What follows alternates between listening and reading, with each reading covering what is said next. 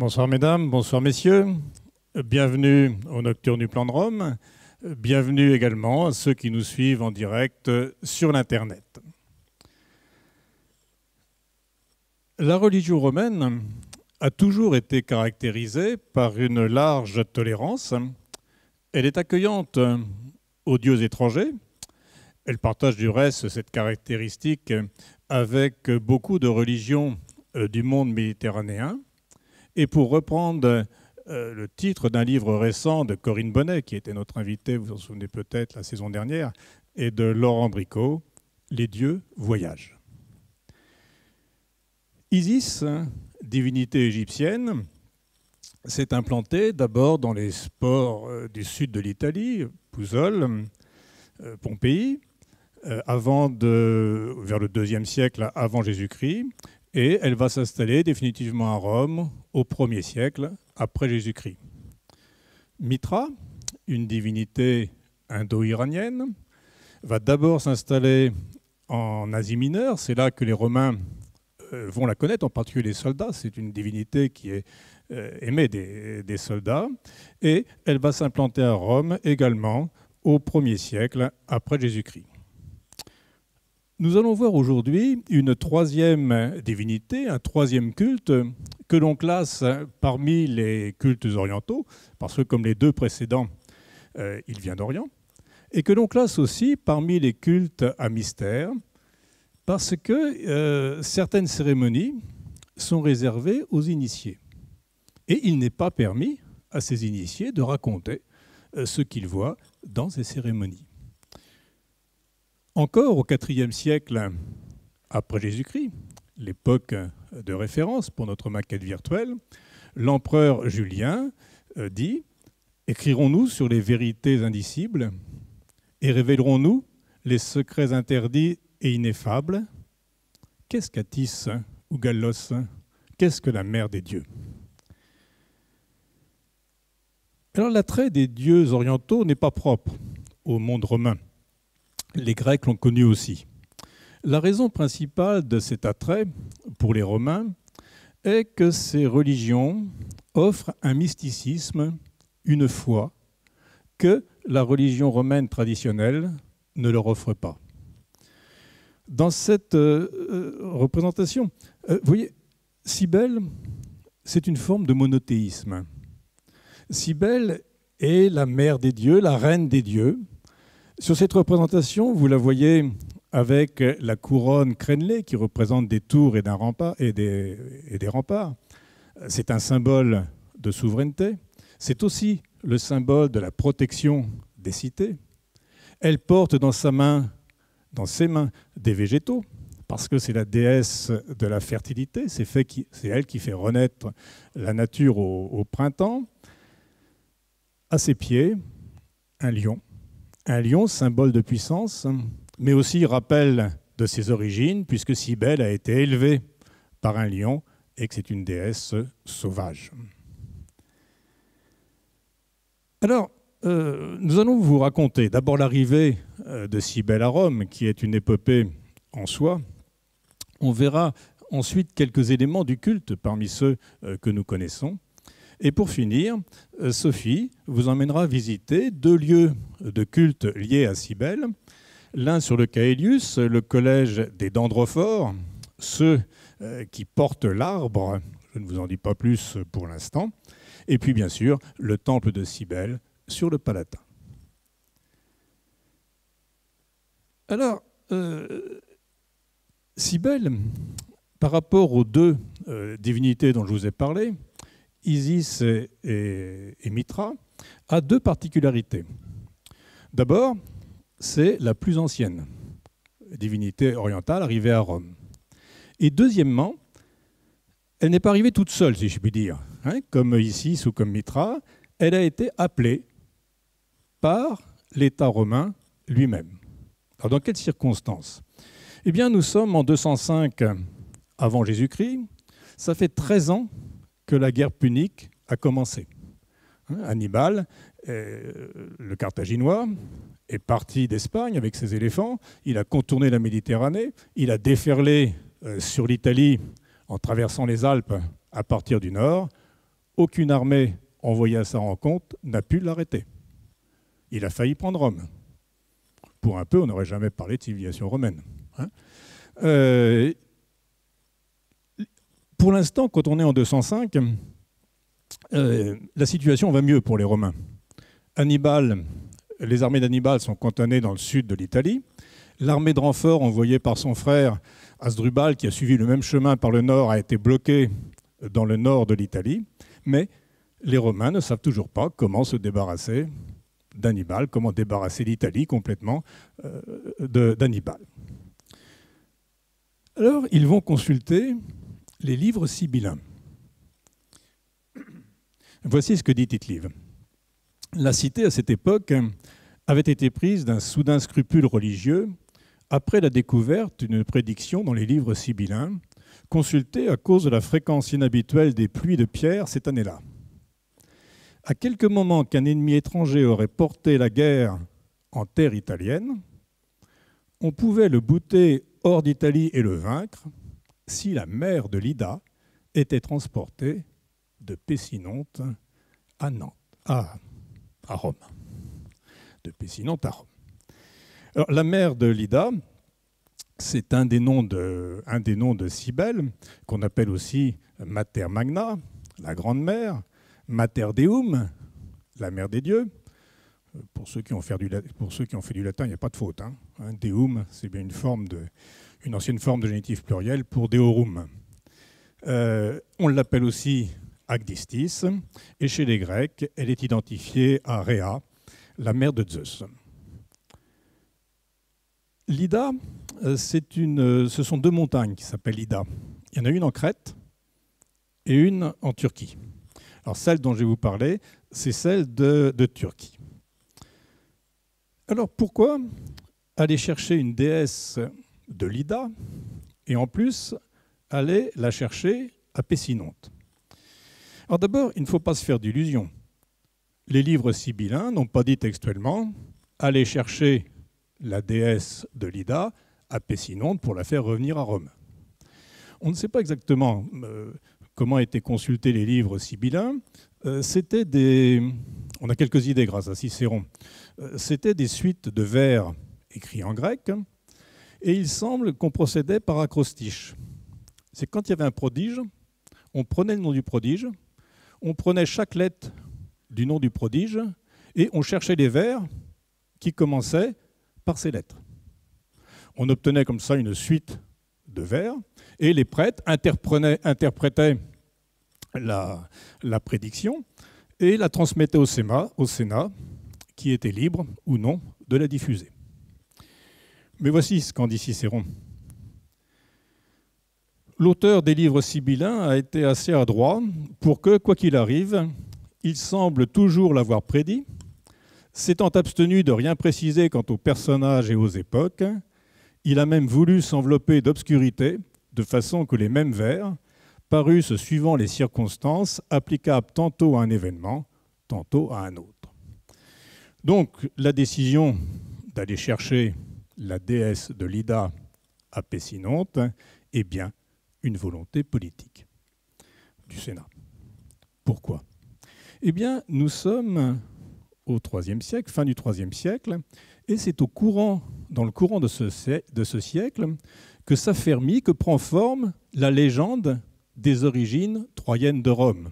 Vous connaissez l'histoire, Énée qui s'enfuit de Troie en flammes, qui navigue jusqu'en Italie, où il veut fonder une ville, d'où son fils partira pour fonder Albe, et d'Albe naîtront Romulus et Rémus qui, eux, iront fonder Rome. Donc, c'est à cette époque-là avec des auteurs comme Naevius et Fabius Pictor. Or, il se trouve que le mont Ida est à côté de Troie.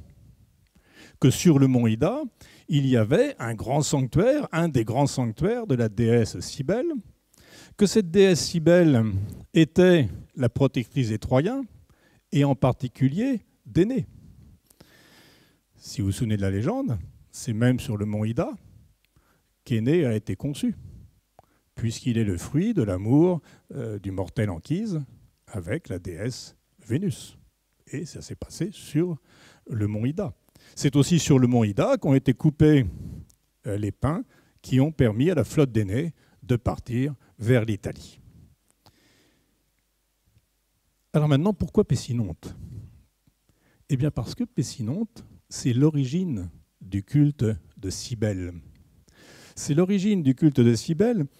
C'est là que se trouvait une pierre noire qui était honorée comme cette déesse Cybèle. Voici ce que nous dit Hérodien. La statue elle-même est, dit-on, tombée du ciel. On n'en connaît pas la matière et l'on ignore le nom de l'artiste qui l'a faite. Elle ne serait même pas l'œuvre des hommes. Tombée du haut du ciel il y a longtemps, elle parvint, raconte-t-on, dans un canton de Phrygie. Ce lieu, qui s'appelle Pessinonte, tire son nom du fait que la statue y est tombée et y apparut pour la première fois sur terre. Le mot tomber en grec, c'est pipto, aoriste et pesson, et d'après les croyances anciennes, le nom de Pessinonte viendrait de ce mot tomber. C'est donc probablement une météorite. Ce qu'on appelle, et qui va être honoré dans une religion, c'est ce qu'on appelle un béthyle. C'est la même chose que la pierre noire de la Mecque, qui est honorée par les musulmans, qui est aussi une pierre noire. Alors les Romains donc vont envoyer une ambassade romaine auprès du roi Attale de Pergame. Vous remarquerez que le nom d'Attale est formé sur Attis. Je vous en reparlerai d'Attis tout à l'heure. Alors le roi de Pergame, Attale, a autorité sur le mont Ida. Il n'a pas vraiment autorité sur Pessinonte, qui est une petite cité indépendante, mais il est probable que les prêtres de Pessinonte ne pouvaient rien refuser à leurs puissants voisins.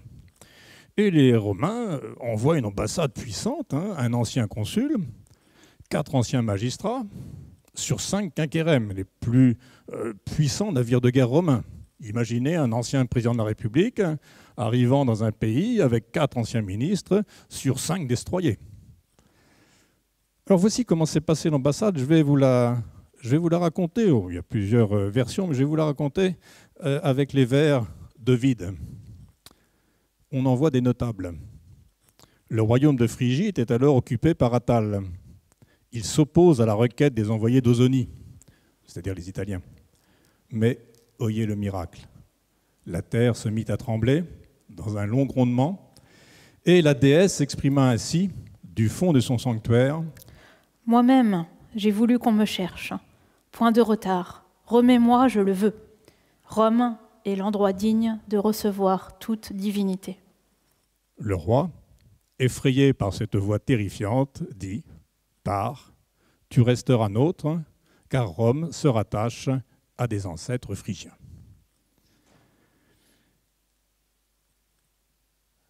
L'arrivée de Cybèle à Rome est aussi toute une histoire. Alors, il y a 2 versions de cette arrivée. Une version qui est assez simple, celle qui est racontée notamment par Tite-Live. Le navire arrive à l'embouchure du Tibre, le navire qui porte la pierre noire arrive à l'embouchure du Tibre. Vous allez voir, ces 2 versions favorisent soit la famille des Cornélie, soit la famille des Claudii, 2 grandes familles de Rome. Alors dans la première version, celle qui est racontée par Tite-Live, on a désigné un membre de la famille des Cornélie, un Scipion, pour aller accueillir la pierre noire. Scipion monte sur le navire, redescend avec la pierre et la remet dans les mains des femmes qui vont de main en main la porter jusqu'à Rome. Deuxième version, favorable à la famille des Claudii. Il y avait parmi les femmes qui attendaient le navire une Vestale qui s'appelait Claudia Quinta. Or, cette Vestale était accusée d'avoir rompu son vœu de chasteté. C'était terrible, vous connaissez le châtiment, enterrée vivante. Alors, tout d'un coup, elle détache sa ceinture, la Vestale, l'attache à la proue du navire, demande à tout le monde de faire silence, et elle crie d'une voix forte « Déesse, si je suis chaste, avance ». le bateau s'était échoué. Le bateau s'était échoué sur un banc de sable à l'entrée du Tibre. Et là, tout à coup, le bateau se remet en route. Voilà, voilà la deuxième histoire. Quand la pierre noire arrive à Rome, eh bien, on va l'installer d'abord dans le temple de la Victoire, sur le mont Palatin, et puis on va lui construire aussitôt, on va entreprendre la construction aussitôt d'un temple qui lui est spécifiquement destiné, le temple de Cybèle, qui va se trouver juste à côté. Alors, le choix du Palatin n'est pas innocent. C'est la colline fondatrice de Rome. On retrouve les origines troyennes de Rome. Et vous allez le voir tout à l'heure, le temple de Cybèle est à quelques pas de la cabane de Romulus et Rémus qu'on continuait toujours à honorer au IVe siècle. Alors passons maintenant à quelques éléments du culte de Cybèle. C'est un culte qui a beaucoup varié au cours de l'histoire. Comme notre maquette se réfère au IVe siècle, moi je vais prendre l'état du IVe siècle. Alors, il faut savoir déjà qu'à partir du 1er siècle après Jésus-Christ, Cybèle n'est plus seule. Cybèle est toujours accompagnée d'une divinité masculine qui s'appelle Attis. Alors c'était déjà vrai en Orient, mais il semble qu'à Rome, Cybèle était arrivée toute seule. Attis, lui, arrive beaucoup plus tard. Alors qui est Attis? Tenez-vous bien, parce que c'est une histoire un petit peu compliquée et puis un petit peu bizarre. Une nuit, Zeus a perdu de sa semence sur la terre. Quelque temps après, est né de là un être, mi-homme, mi-femme, qu'on va appeler Agdistis. Vous vous souvenez, c'est un des noms de Cybèle. Les dieux inquiets, et c'était un homme donc à la fois, un être à la fois homme et femme, et ça va gêner les dieux, qui vont décider de lui couper les parties viriles. Et donc, Agdistis Cybèle va devenir simplement une déesse. Mais des parties viriles qui étaient tombées sur la terre, va naître un amandier. C'est pas fini. Et un jour, une nymphe va cueillir des fruits de cet amandier et les porter sur sa poitrine. Et elle va tomber enceinte. Et elle va donner naissance à un enfant d'une merveilleuse beauté, Attis, qui sera berger, et puis qui, à l'âge adulte, devait se marier avec la fille du roi de Pessinonte. Hein, c'est la version. Alors, il y a plusieurs, comme dans beaucoup de légendes anciennes, il y a plusieurs versions. Il y en a beaucoup qui sont d'ailleurs contradictoires. Là, je vous ai donné la version qui est racontée à Pessinonte et qui celle qui colle le mieux au culte qu'on connaît à Rome. Cybèle était devenue amoureuse d'Attis. Et le jour du mariage, elle va faire irruption dans la noce et semer le trouble. Attis, désespéré, va s'en réfugier sous un pin et va se couper aussi les parties viriles. Et il va mourir sur ce pain, sous ce pain, vidé de son sang. Cybèle, désespérée, va obtenir de Zeus qu'il conserve le corps d'Attis, qu'il n'entre jamais en putréfaction.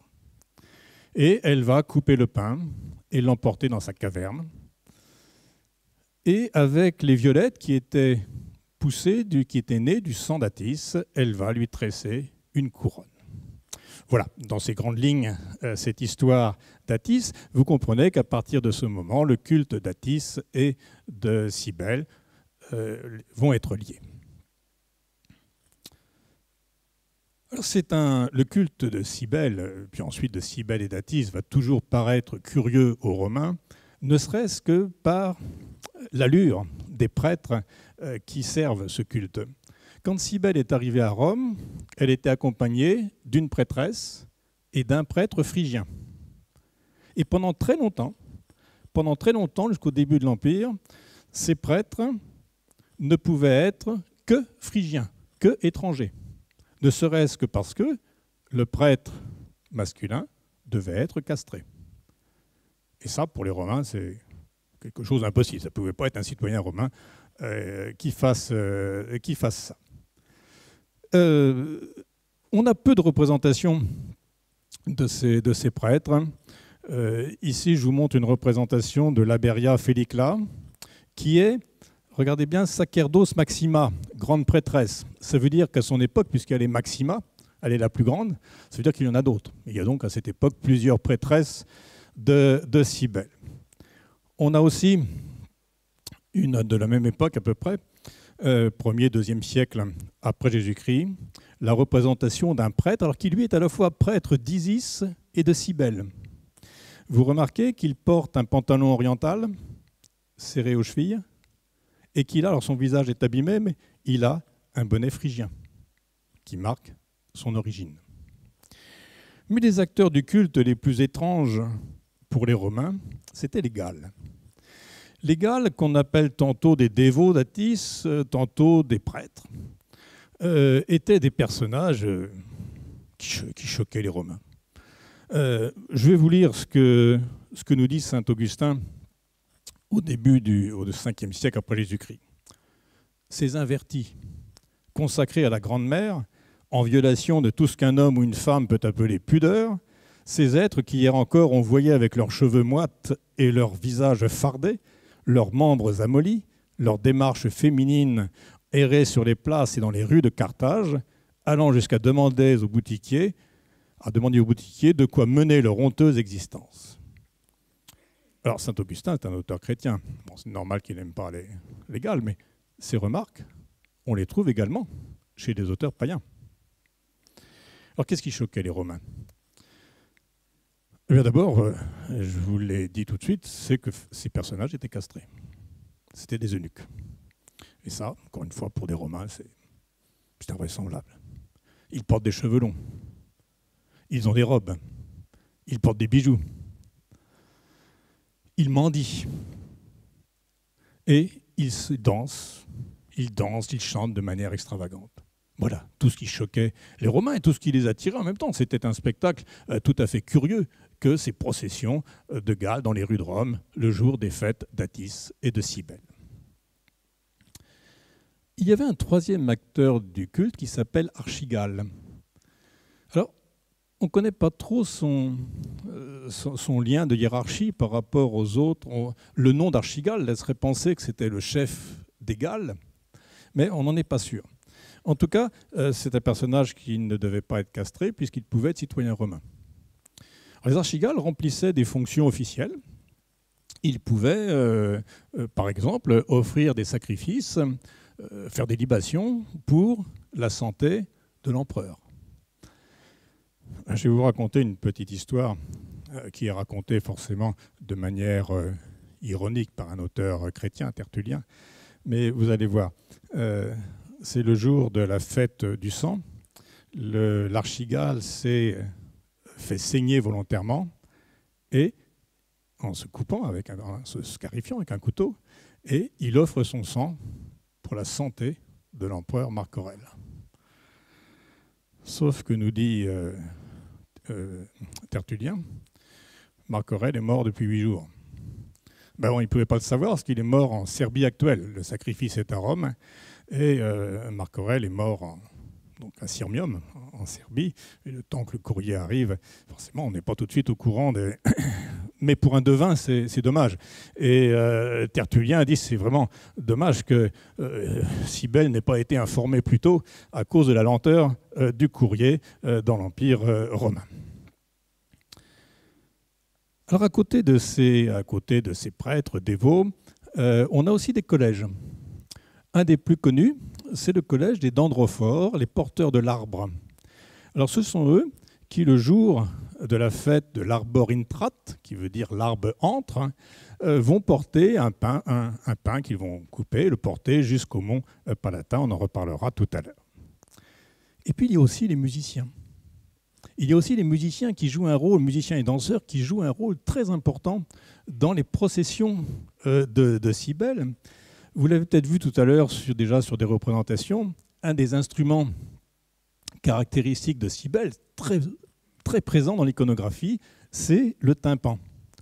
Ce tympan qu'elle porte ici, un instrument de percussion qui devait, pendant ces cérémonies, créer une forme d'ambiance, peut-être conduire à une forme de transe.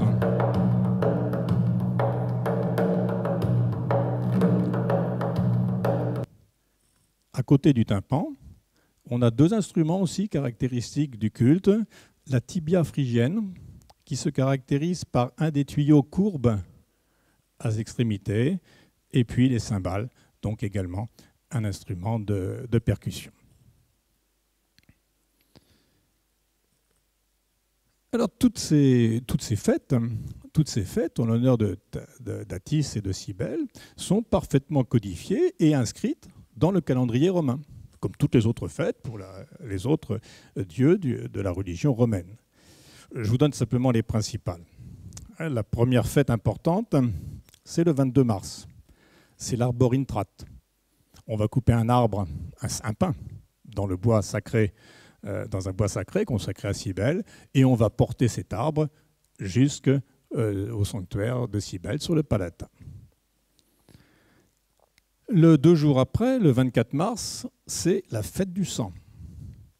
Alors c'est lors de ce jour que les prêtres, les Galles en particulier, les archigales aussi, vont se scarifier ou se flageller pour se faire saigner. Et pour ceux qui ne le sont pas encore, eh bien c'est le jour où les dévots de Cybèle vont couper leur partie virile. Le lendemain, c'est plus joyeux. Hein, c'est la fête des Hilarias, c'est la fête de la résurrection d'Attis, et on va avoir une sorte de carnaval dans la ville. Le 27 mars, c'est la Watillo. On va aller baigner la statue de Cybèle en aval de Rome, dans un affluent qui s'appelle l'Almo. Et puis, à partir du 4 avril, ça va durer jusqu'au 10 avril, ce sont les Ludi Megalesiaki, plus connus sous la forme Ludi Megalenses, les jeux en l'honneur de la Grande Mère, les jeux en l'honneur de Cybèle, qui vont durer plusieurs jours, au cours desquels on aura des représentations théâtrales. Ce sont les premiers jeux de l'année, représentations théâtrales, banquets, processions, etc. Alors bien sûr, ce culte s'est répandu dans tout l'Empire. Et je vais vous donner qu'un seul exemple, situé chez nous, en Gaule, à Autun. À Autun, on sait qu'au printemps, il était de tradition de promener la statue de Cybèle. On est au IIe siècle. La statue de Cybèle dans les champs et autour des champs et des vignes pour la fertilité des terres. Et les prêtres de Cybèle, les magistrats de la ville, suivaient le cortège pieds nus et tous les habitants se prosternaient devant la statue de Cybèle. Mais en 178, un jeune homme, symphorien, converti au christianisme, refuse de se prosterner devant Cybèle. Il est condamné à être fouetté et décapité devant les murs d'Autun. Et du haut des murs d'Autun, vous reconnaissez ici dans la peinture d'Autun, une des portes d'Autun qui existe encore aujourd'hui, du haut des murs, sa mère l'encourageait à mourir pour une nouvelle vie. Voilà, maintenant je vais laisser Sophie vous emmener dans Rome et vous faire visiter les lieux de culte de Cybèle et d'Attis. Bonsoir. Cela fait maintenant une bonne quinzaine d'années que nous partageons ensemble nos soirées du mercredi soir autour des nocturnes du plan de Rome. Au cours de ces nombreuses séances, nous avons souvent commencé nos visites sur le forum romain pour que vous puissiez mieux vous repérer. Mais ce soir, je vais vous emmener visiter des lieux moins connus, des lieux qui sont souvent passés sous silence dans les circuits touristiques proposés à Rome. Je vais donc commencer la visite devant l'arc de Dolabella, un arc construit en 10 après Jésus-Christ. Cet arc est encore bien préservé aujourd'hui à Rome, sur les flancs du Caelus. On est à environ 500 mètres du Colisée, et cela vous fera un bon point de repère pour retrouver la basilique Hilariana que je vais vous emmener visiter ce soir. L'année dernière, Gilles Marie, qui fait sa thèse dans l'équipe, avait emprunté la rue qui passe sous l'arc de Dolabella pour suivre le parcours de l'Aqua Claudia, c'est-à-dire le parcours de l'aqueduc avec ses grandes arcades de briques que vous voyez sur la gauche de l'image. Ce soir, nous allons visiter la basilique Hilariana, qui se trouve de l'autre côté, à environ une centaine de mètres d'ici. Cette basilique est construite dans le même pâté de maison que l'immeuble avec sa façade de stuc blanc que vous voyez ici à l'image. L'entrée de la basilique se situe sur le côté diamétralement opposé à cet immeuble et je vais donc prendre un raccourci pour pouvoir m'y rendre un petit peu plus rapidement. Ça va nous éviter de passer trop de temps dans les rues parce que nous avons un programme assez chargé ce soir. Le bâtiment que vous voyez ici, la basilique Hilariana, a été restitué par Marie von Bizet dans le cadre de sa thèse réalisée dans l'équipe en 2013. La basilique Hilariana voit le jour à Rome entre 145 et 155 après Jésus-Christ. Mais déjà à cette époque, ce n'était pas un bâtiment neuf. La basilique a été agencée dans les murs d'une ancienne domus, c'est-à-dire dans les murs d'une ancienne maison aristocratique. C'est donc un bâtiment déjà ancien que nous découvrons ici dans notre modèle du IVe siècle après Jésus-Christ. Alors il ne faut pas vous attendre à une basilique au sens classique que revêt ce terme dans la Rome ancienne. Vous allez voir que nous sommes assez loin dans la forme et dans les fonctions de la basilique émilienne ou encore de la basilique de Constantin, ces grands bâtiments couverts qui vont servir à discuter affaires et dans lesquels des procès seront parfois organisés. Nous n'allons pas ici visiter finalement un bâtiment public au sens propre, mais plutôt un lieu qui servait de siège social au collège des Dendrophores, une association réunie autour des cultes de Cybèle et d'Attis. Alors, pourquoi ont-ils choisi ce lieu? Un des éléments déterminants fut probablement le caractère discret de l'endroit. Nous sommes dans une rue lambda, bordée d'immeubles d'habitation, et les locaux de l'association se trouvent 3 mètres sous le niveau de la rue.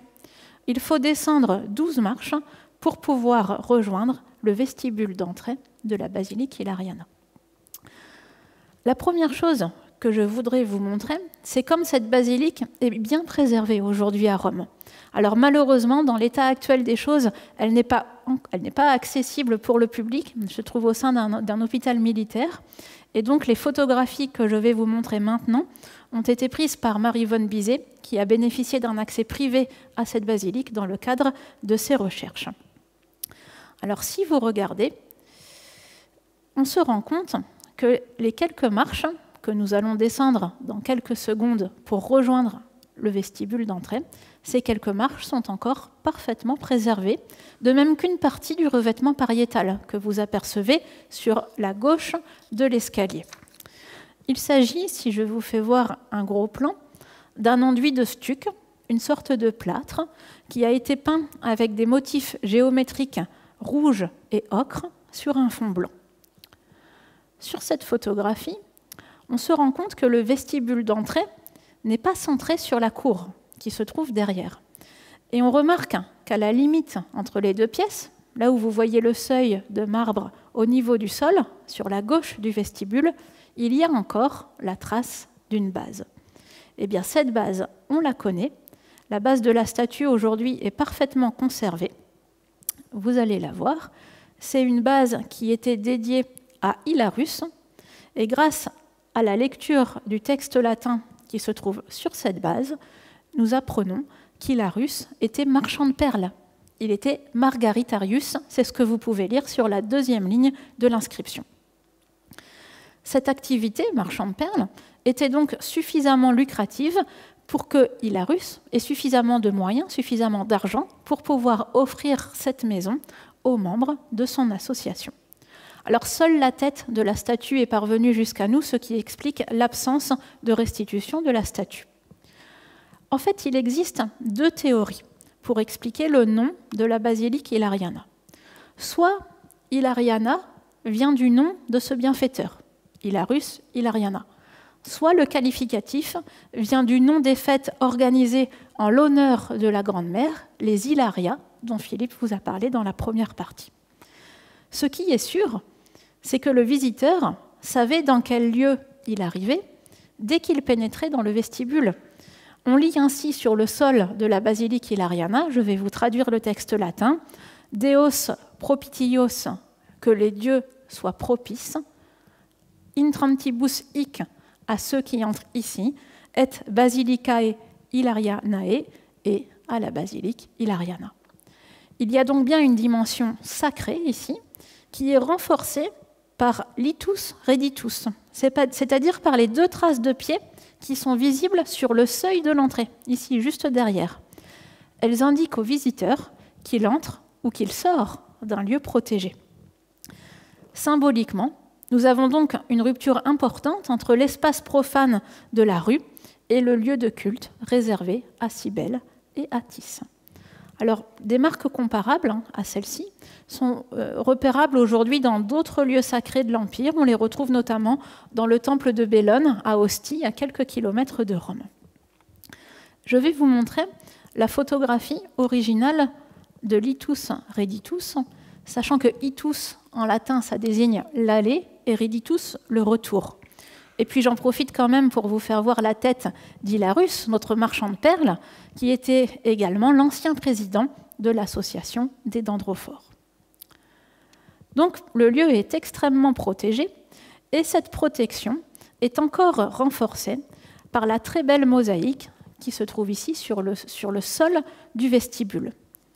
Regardez, on retrouve l'œil protecteur au centre, entouré par des animaux sauvages qui sont là pour faire fuir le mauvais esprit.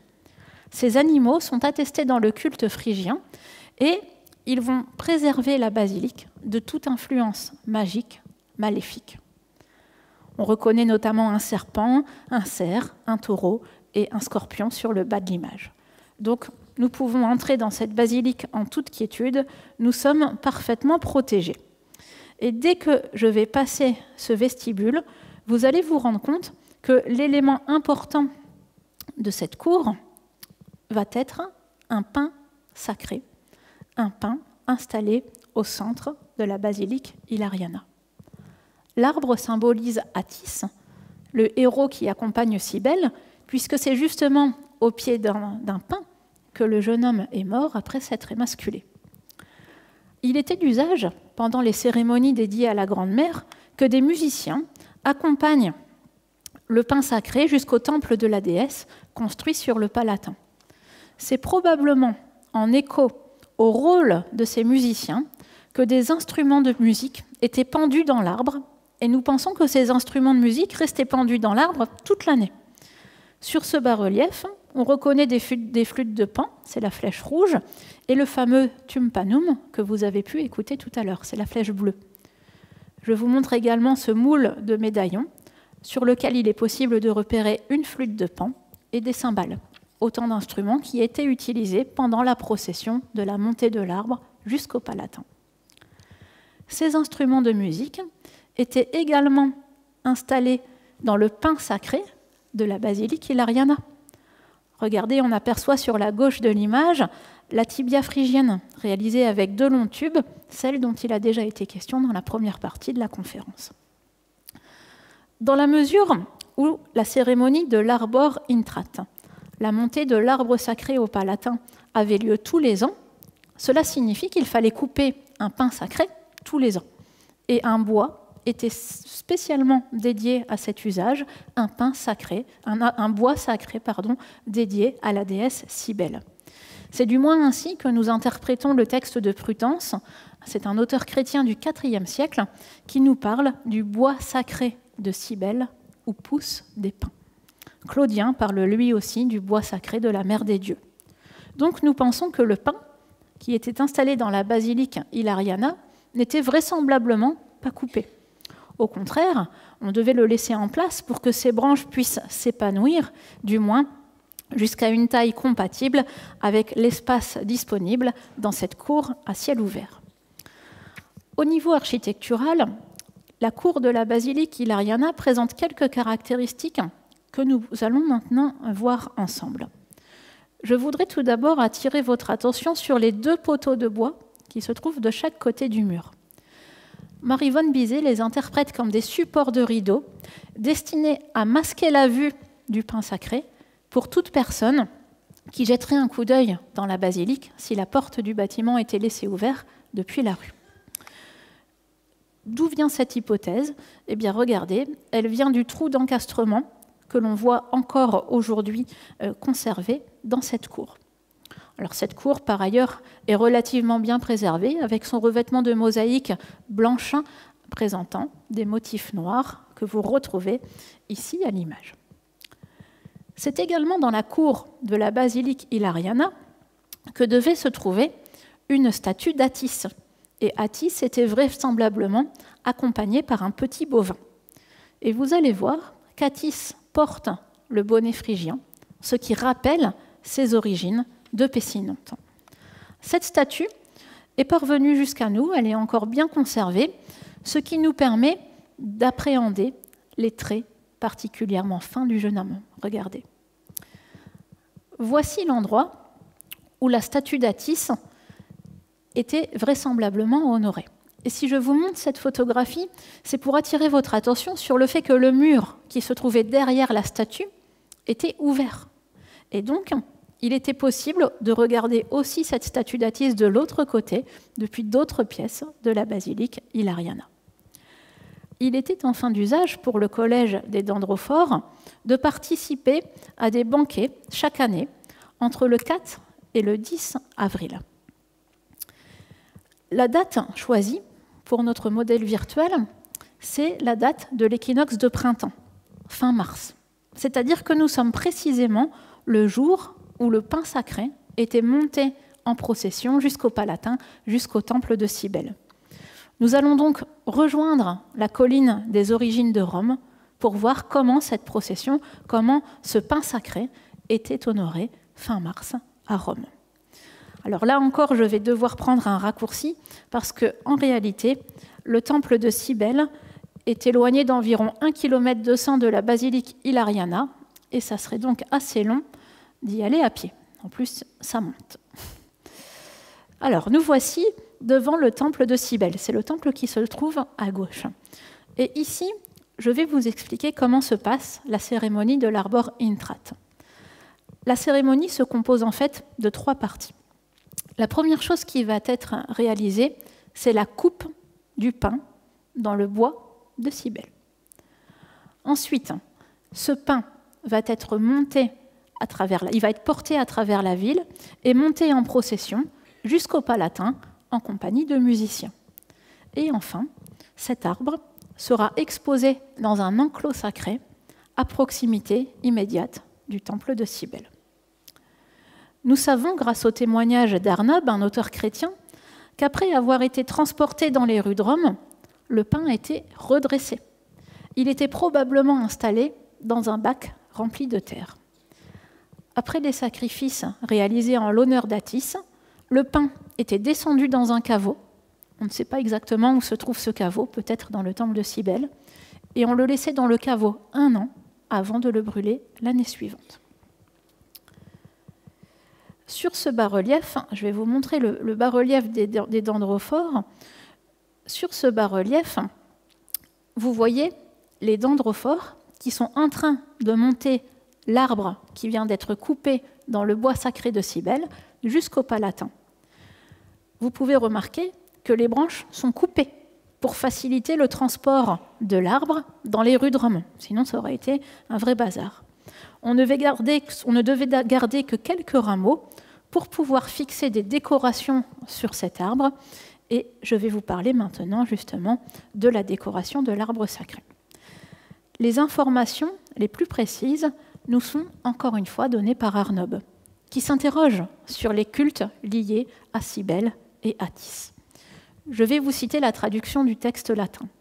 Arnob nous parle des bandelettes de laine avec lesquelles on lie et on entoure le corps de l'arbre, ou encore des couronnes de violettes qui ornent et entourent les rameaux de l'arbre. Au paragraphe suivant, Arnob se pose des questions et il se demande Mais pourquoi des couronnes? Pourquoi des violettes? Pourquoi des bandelettes souples et légères? Le fait d'entourer ainsi un arbre de bandelettes colorées et de couronnes de fleurs correspond à des pratiques que l'on trouve encore aujourd'hui pour honorer des arbres sacrés, notamment en Thaïlande. Alors, nous allons essayer de répondre à l'interrogation d'Arnob. Quel est le sens de ces bandelettes de laine? La réponse se trouve dans la légende.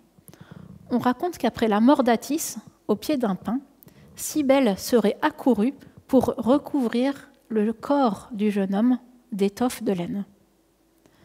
Deux interprétations sont possibles pour comprendre ce geste. Soit la déesse espérait réchauffer le corps d'Athis, peut-être en espérant le ranimer, soit elle s'adonnait déjà au rite funéraire. Reste maintenant la question des violettes.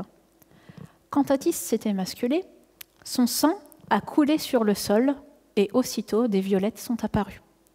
Cybèle les aurait alors cueillies, puis tressées pour réaliser une couronne de violettes qu'elle avait après déposée sur le corps du jeune homme. Dans la mesure où Athis meurt au pied du pin et que son sang coule sur ses racines, il ne fait désormais plus qu'un avec ce pin sacré. Et c'est cet arbre qui sera honoré à Rome. La cérémonie qui a lieu à Rome au mois de mars reproduit donc tout ce que nous raconte la légende. Athis meurt après s'être émasculé, on coupe un pin à Rome dans le bois sacré de la déesse Cybèle. Le corps d'Athis est recouvert de vêtements de laine par la déesse, les Romains honorent le pin sacré en le couvrant de bandelettes de laine et ils le parent de couronnes de violettes. La procession du pin vers le Palatin représente donc symboliquement le convoi funéraire d'Athis. Mais, comme souvent, parfois, le dieu va ressusciter. Athis va revenir à la vie et la résurrection, selon les Romains, avait lieu probablement le 25 mars, le jour où, selon les anciens, il y avait davantage d'heures de jour que d'heures de nuit. Donc, la résurrection d'Athis annonce tout simplement le retour du printemps. Derrière le portique, ici, vous apercevez le palais de Tibère qui occupe une certaine place sur le Palatin. Avant d'entrer dans le temple de Cybèle, je voudrais quand même vous rappeler brièvement ce que nous allons y découvrir. Dans quelques minutes, vous allez voir comment la pierre noire rapportée de Turquie avait été enchâssée dans une statue d'argent représentant Cybèle. En fait, il y avait au moins une statue de Vénus et deux statues de Cybèle dans ce temple. La première statue de Cybèle, qui va se trouver sur notre droite, pourrait être qualifiée de classique. C'est une statue de Cybèle qui avait été réalisée entièrement dans le marbre et elle est aujourd'hui préservée de façon fragmentaire dans l'Antiquario du Palatin. C'est un petit musée qui se trouve à proximité immédiate des restes du temple de Cybèle. Mais l'autre statue, celle qui nous intéresse le plus, est réalisée en argent et la pierre noire sert à représenter la tête de la déesse.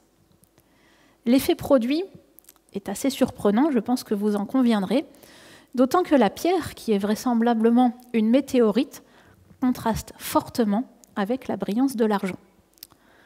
À ce point de la visite, je voudrais vous montrer comment la pierre noire, celle qui est honorée par les musulmans, est mise en valeur à la Mecque.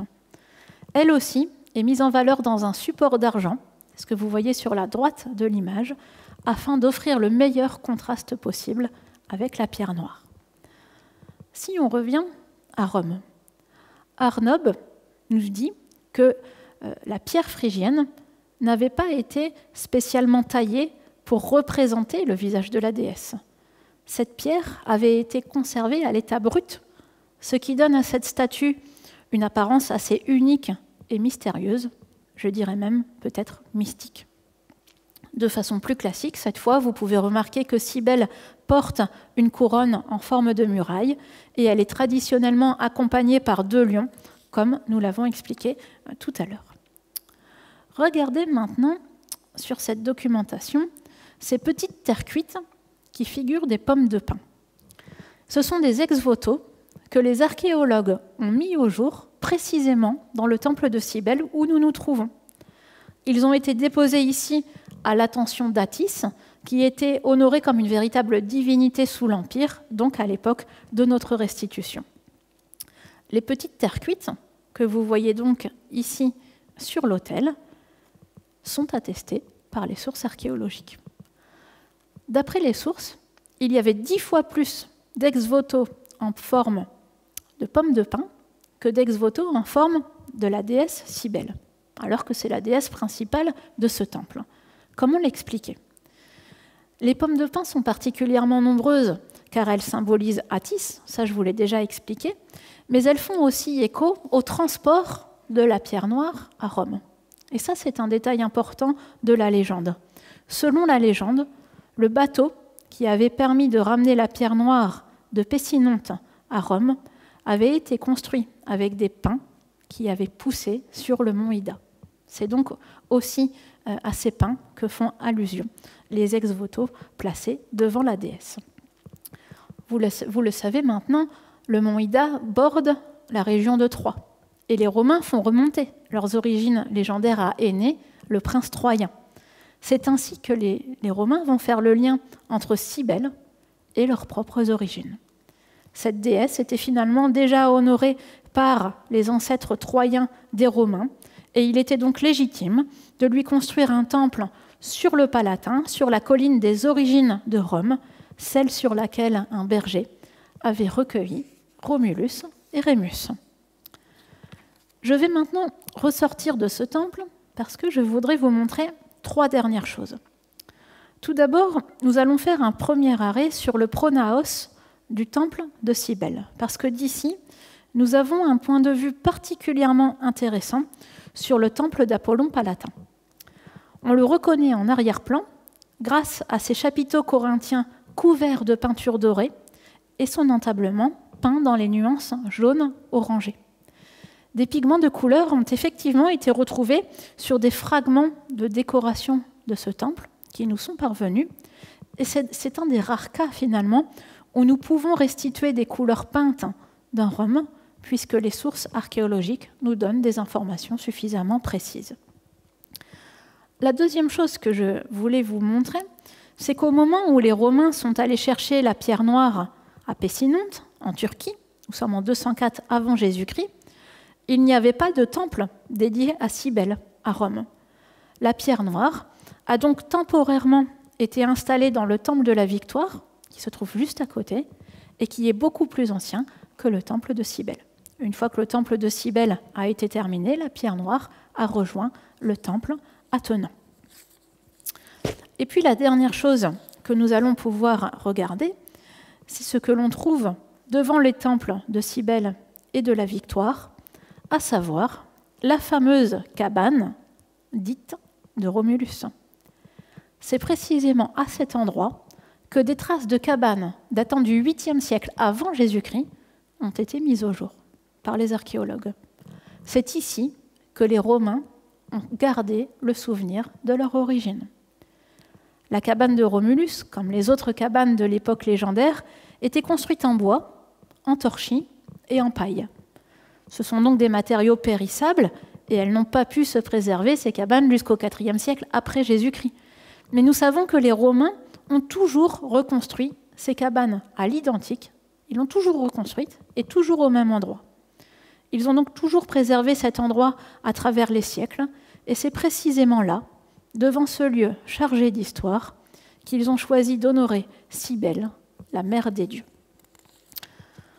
Pour conclure, la religion romaine est une religion tolérante, qui accueille les divinités étrangères.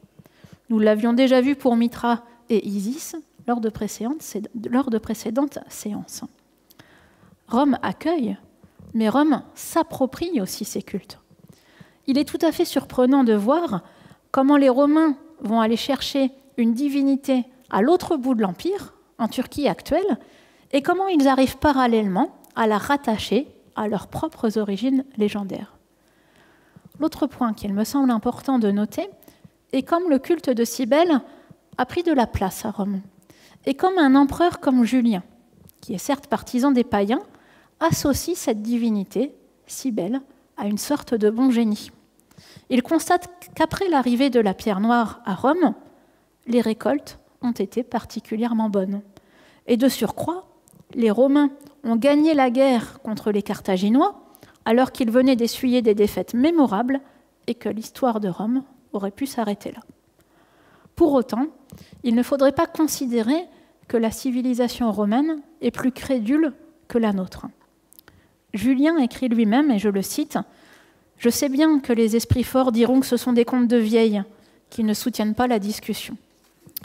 Peut-être qu'au fil des siècles, les pratiques se sont tout simplement progressivement installées dans le calendrier. Et cela serait d'autant plus vrai quand les dates des pratiques liées au culte étaient concomitantes avec les changements de saison.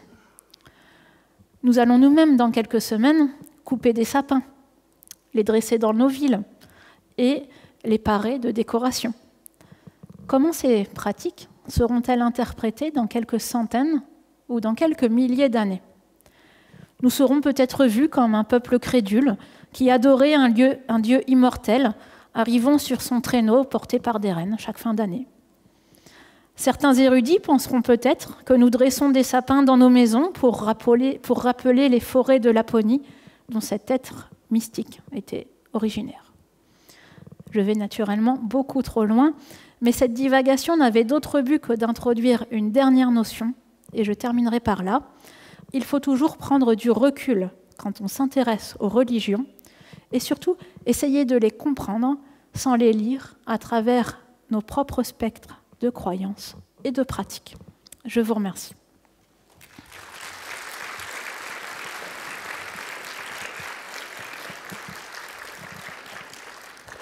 Merci à vous. On va rallumer la lumière, passer à la traditionnelle séance de questions. Les micros vont circuler parmi vous pour qu'on puisse à la fois vous entendre et puis également enregistrer vos questions. Le temps que les premières questions se préparent, que la lumière se rallume, je vous rappelle que la prochaine nocturne aura lieu le 1er février et ce sera la nocturne invitée. Et nous recevrons Alix Barbet, une grande spécialiste de la peinture romaine. C'est symbolique parce qu'en plus c'est pour notre première nocturne invitée qui était en 2006, je crois, c'est elle qu'on avait déjà invitée. Donc c'est la deuxième fois qu'elle va venir et elle va vous parler des couleurs de Rome. Parce que, vous savez, on dit souvent que notre Rome est blanche, mais on ne veut pas mettre de la couleur quand on ne sait pas quelle couleur mettre, quand on n'a pas de reste. Et là, Alix Barbet va expliquer en quoi ces couleurs existaient dans Rome et comment on peut reconstituer une partie. C'est de la faute ou grâce à Christelle Passoni qui est ici présente qu'on va faire cette nocturne. Voilà, allez, on passe aux questions. Sur Internet aussi, s'il y en a, bien sûr. Oui. Oui.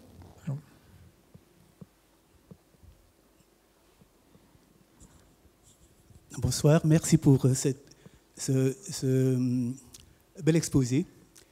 Et une question à Sophie d'abord, pour une précision d'abord. J'ai vu dans la mosaïque qui a été présentée au pied des marches donc de Hilaria, la maison Hilaria. La basilique Hilaria. Oui, il y avait une flèche qui traversait un œil. Oui. Vous n'avez pas commenté. Qu'est-ce que cela représente? C'est un signe de protection. On pourrait peut-être le comparer avec la symbolisation de l'œil que l'on trouve aujourd'hui encore dans certains pays plus orientaux comme en Grèce, en Turquie actuelle. C'est une sorte de décoration qui chasse le mauvais esprit. Et la flèche est là également pour faire peur au mauvais esprit. On peut trouver d'autres types de représentations. On peut avoir l'œil, on peut avoir des têtes de méduses. Le but, c'est vraiment que l'influence maléfique n'entre pas au sein du lieu qui doit être protégé. Donc merci. C'est vraiment très symbolique. D'accord, merci. Et 2 ou 3 petites questions que j'adresse à M. Fleury. Mais la première, Fleury, par exemple.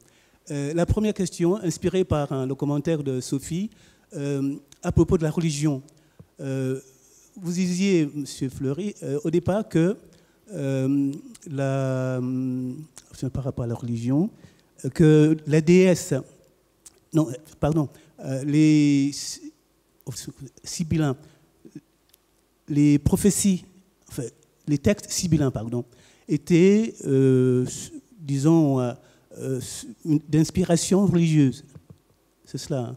On ne sait pas bien l'origine de ces textes. On sait que ce sont des textes qui sont écrits en vers, en hexamètre dactylique grec. On a une légende sur l'arrivée de ces textes à Rome, mais c'est une légende. Elle date de l'époque royale, de l'époque de Tarquin le Superbe. Une sibylle, une prêtresse, est venue proposer au roi de Rome des livres qui, disait-elle, contenaient des prophéties d'une grande valeur pour l'État romain. Elle avait 9 volumes. Donc elle a une audience auprès du roi, elle lui propose de lui vendre ses livres, et le prix qu'elle demande est exorbitant. Et Tarquin dit non. Non, on ne va pas payer ce prix-là pour 9 livres comme ça. Alors elle en prend 3 et elle les brûle. Et après elle dit, Tarquin, veux-tu acheter les 6 autres? Tarquin dit, à quel prix? Ah, au même prix que les 9. Tarquin dit, non, je ne vais pas acheter ces 6 livres à ce prix-là. Elle reprend 3 livres et elle les brûle. Il en reste 3, et là, Tarquin, affolé, surpris, va acheter les 3 livres au prix où il aurait pu avoir les 9 livres. Voilà, l'histoire légendaire des livres sibyllins. Ces livres ont brûlé à Rome, lorsqu'ils étaient conservés au Capitole, ils ont brûlé à Rome au début du 1er siècle, quand le temple de Jupiter capitolin a brûlé. Ils ont été réécrits à partir de différents sanctuaires oraculaires et conservés finalement sur le mont Palatin. Voilà, on ne peut pas vous en dire beaucoup plus parce que... Oui, donc est-ce qu'on peut les comparer, ces livres sibyllins, aux livres de prophétie de Nostradamus? Oui, oui, on est probablement dans la même, dans la même lignée de prophétie, oui. Deuxièmement, vous disiez au départ que Cybèle était une déesse sauvage. Or, c'est une déesse qui vient de Pergame. Pergame qui existait avant Rome. Une belle cité.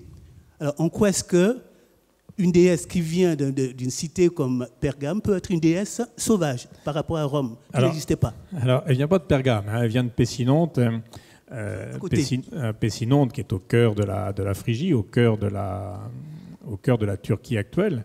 Et la légende raconte qu'elle a vécu d'abord dans les bois, élevée par un lion et dans une caverne.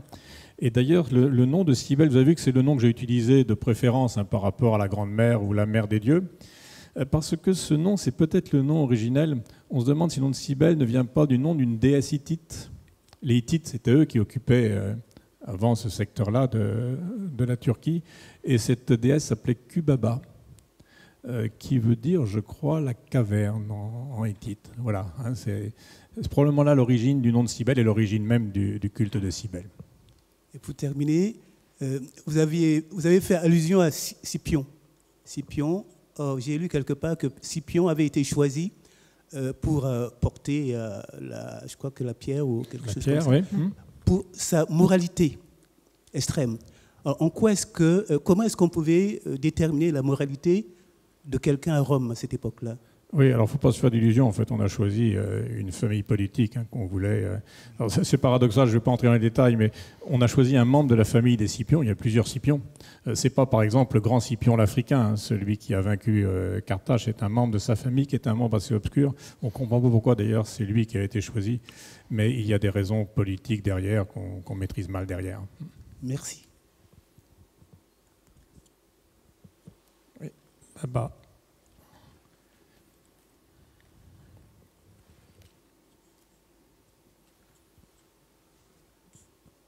Oui, bonjour. Vous avez parlé de Saint-Symphorien à Autun, mais c'est Autun près d'Avallon, sur l'autoroute? Oui, c'est le Autun de Bourgogne. Oui. Mais qu'est-ce qu'elle faisait, la pierre à Autun? C'était pas la pierre, c'était Cybèle. Le culte de Cybèle s'est en fait ensuite répandu dans tout l'Empire et était honoré sous forme de statues, de statues comme celle qu'on vous a montrée au tout début avec la couronne crénelée. Voilà. Mais le culte de Cybèle, comme il s'était déjà répandu en Asie mineure, la pierre noire était originaire de Pessinonte, mais ensuite on sait qu'il y avait un sanctuaire sur le mont Ida. Alors comme la pierre est unique, il ne pouvait pas y avoir une pierre à la fois à Pessinonte et sur le mont Ida. Donc dans les autres sanctuaires, c'était des statues traditionnelles. Et à Autun, c'était une statue traditionnelle qu'on promenait dans les champs et dans les vignes. Et puis, s'il vous plaît, parlez-nous du bonnet phrygien, puisque c'est la mascotte des Jeux Olympiques. alors pour les Romains, pour les anciens, le bonnet phrygien marque l'origine. Ceux qui portent le bonnet phrygien, c'est ceux qui viennent de Phrygie. Donc la Phrygie, c'est en gros le centre de la Turquie actuelle. Voilà, pour les Romains, c'est ça. Alors pour nous, c'est devenu un symbole de liberté, d'où le bonnet phrygien de la République, parce qu'il y a eu une confusion avec le piléus. Le piléus, c'est un bonnet alors, qui ressemble un peu au bonnet phrygien, qui est un bonnet pointu que l'on donnait aux esclaves qu'on affranchissait. C'était donc le symbole de la liberté, ce bonnet. Mais ce n'était pas le bonnet phrygien, c'est un autre bonnet. Et on a confondu ces deux bonnets, si bien que le bonnet phrygien est devenu pour nous le symbole de la liberté, le symbole de la République, et donc aujourd'hui le symbole des Jeux Olympiques à Paris. Voilà, mascotte des Jeux Olympiques à Paris. Est-ce qu'il y a des questions sur Internet, François? Attends, là, il y a une question. Là, on va prendre tout de suite après la question sur Internet. Merci pour vos conférences. Je vais parler en français parce que j'ai perdu mon latin. Je voudrais savoir qui avait le droit de rentrer dans ce temple de Cybèle. Est-ce que c'était un Romain, une Romaine ordinaire? Qui déposait les ex-voto? Est-ce que c'était des prêtres? Et quel sens avaient ces ex-voto selon le dépôt, l'époque, l'objet? Oui, alors ça, il est sûr que le temple de Cybèle était ouvert à tous et à toutes. Tout le monde pouvait venir prier la déesse Cybèle. C'était un culte officiel. C'était un culte officiel. Là où il y avait des cérémonies un petit peu mystérieuses, c'est des dévots entre eux, les Galles entre eux, des repas qui étaient organisés. Là, on ne sait pas trop ce qui se passait exactement. Mais sinon, le culte de Cybèle est un culte officiel, un culte qui est reconnu. Donc dans le temple, pouvait entrer qui voulait pour faire des prières ou des sacrifices à Cybèle. Le sens des ex-voto, c'est le même qu'aujourd'hui. Finalement, c'est quand on a quelque chose à demander à la déesse, qu'on va demander une forme de protection, on va laisser un petit objet devant la déesse. C'est exactement comme aujourd'hui. La pomme de pin, ça s'adresse plutôt à Attis, on l'a vu, mais ça s'adresse aussi à la déesse, en ce sens que Attis est inséparable de la déesse, et en ce sens aussi que la légende raconte qu'on a coupé des pins pour ramener la statue d'Attis. En fait, il est plus probable qu'elle est revenue. La statue de la pierre noire. La statue de la pierre noire, oui. En fait, elle a probablement été ramenée sur un des quinquérèmes de l'ambassade. On n'a pas construit un navire spécial pour elle, mais bon, c'est la légende, c'est ça qui est raconté. Il y a une question au premier rang, Charlie. Puis tu as peut-être une question juste après, on prend la question sur Internet. C'est vrai que ça fait plusieurs fois que je la repousse. Merci. Est-ce qu'on sait ce qu'est devenu la pierre noire? Non. Non. Non. Merci. Elle était encore là au IVe siècle, à l'époque d'Arnob, parce que finalement, peu d'auteurs parlent de cette pierre noire. Vous avez vu sur la statue, par exemple, qui représentait Claudia Quinta, qui accroche son écharpe, sa ceinture au bateau.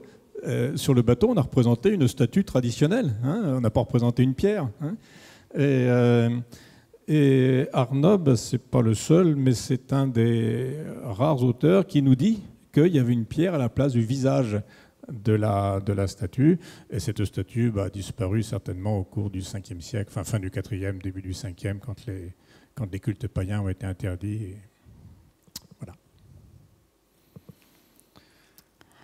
On va passer aux questions sur Internet. Oui, il y avait une question, savoir est-ce qu'il y a un rapport entre le mot de cymbale et le nom de Cybèle? Un rapport entre le nom de Cybèle et cymbale? Non, pas à ma connaissance. Non, je pense pas. Non. Et il y avait aussi plusieurs questions sur l'origine des livres sibyllins. C'est ce que j'ai dit tout à l'heure. Hein. La seule chose que l'on connaît, c'est cette légende. Hein, cette légende de vers, de livres écrits en vers grecs qui ont été offerts au roi, un des derniers rois de Rome, par une prêtresse, une sibylle, une prophétesse. Hein. Voilà. Oui, on va encore prendre une question, puis on va s'arrêter là. Une question que j'avais oubliée. Est-ce que les prêtres qui subissaient des mutilations et qui rendaient d'énormes services avaient des privilèges à Rome?